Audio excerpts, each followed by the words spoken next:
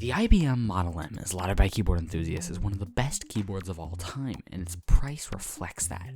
On the used market, people who know what they got are selling these things for upwards of $100, not even talking about the Model F, and that's why I decided not to buy one. You see, I was in the market to get a passable keyboard on eBay.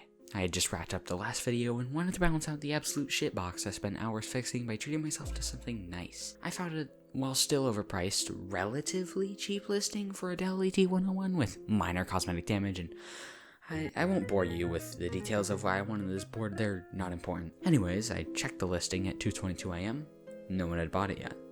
I then went to a third-party website to search through the listings for a board on eBay and noticed that the original listing hadn't shown up. I then refreshed the page.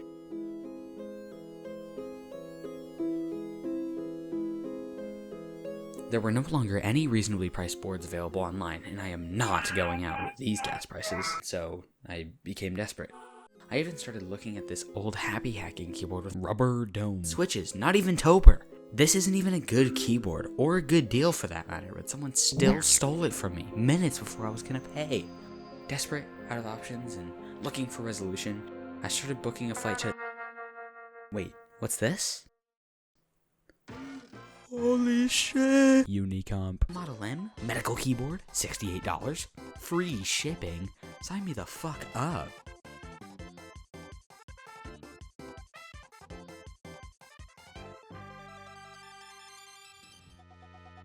The Model M was designed by a mom-and-pop computer store called IBM in 1985 to save costs on their unwieldy Model F keyboard. They manufactured them for a while under IBM before private equity bought the keyboard limb of IBM in 91 and formed Lexmark. They then discontinued the keyboard in 96 to focus on pussy-ass condom keyboards like the little bitches they are. In this process, some sick-ass employees from Lexmark and IBM didn't want to see the Model M die, so they banded together to purchase the licensing, tooling, and design rights for the buckling spring switches, branding themselves as Unicomp. From what I know, the keyboard I have here was used for cardiology. It's branded by General Electric and was manufactured in 2021. Features some interesting keycap legends. This thing looks absolutely stunning, but that's not the best part. The best part is, well, how the keys feel.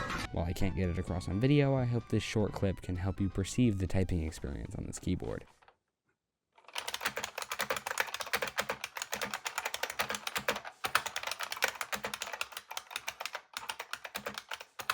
Words like orgasmic come to mind. But why is it like this? What the fuck is a buckling spring, and why was I making fun of pussy-ass condom keyboards earlier?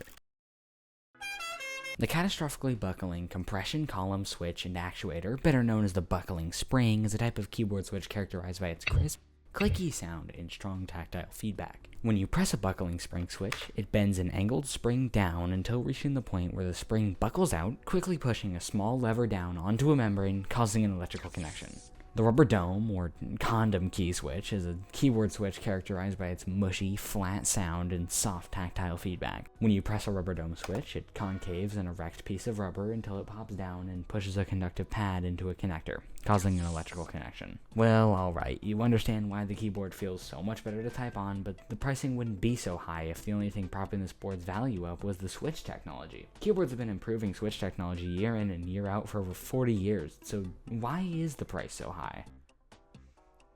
Oh yeah, did I tell you this keyboard's internals are made of solid steel? Yeah, the entire main piece of the keyboard is held together with a solid steel plate, which contributes to its heft factor quite a lot.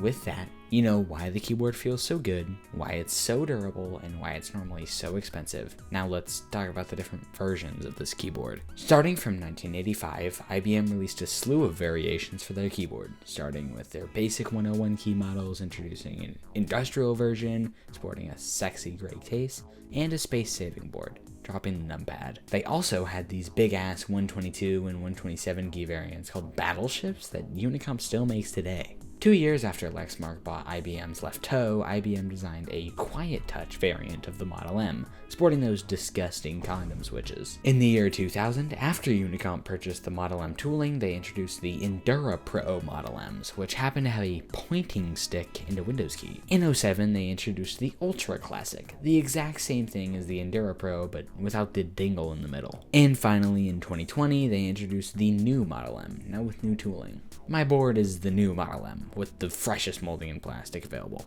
That just about covers everything I wanted to talk about. There are still some interesting facts that I just plain forgot to mention, like how this keyboard was the first to feature the 100% layout that we still use today. If this video wasn't enough to satisfy your craving for knowledge on the buckling spring keyboards of old, I seriously recommend checking out the Sharktastica website. This site features pretty much everything you'd be capable of knowing about every Model M's innards and outards, with it having some info about the extended family too. Thank you for watching.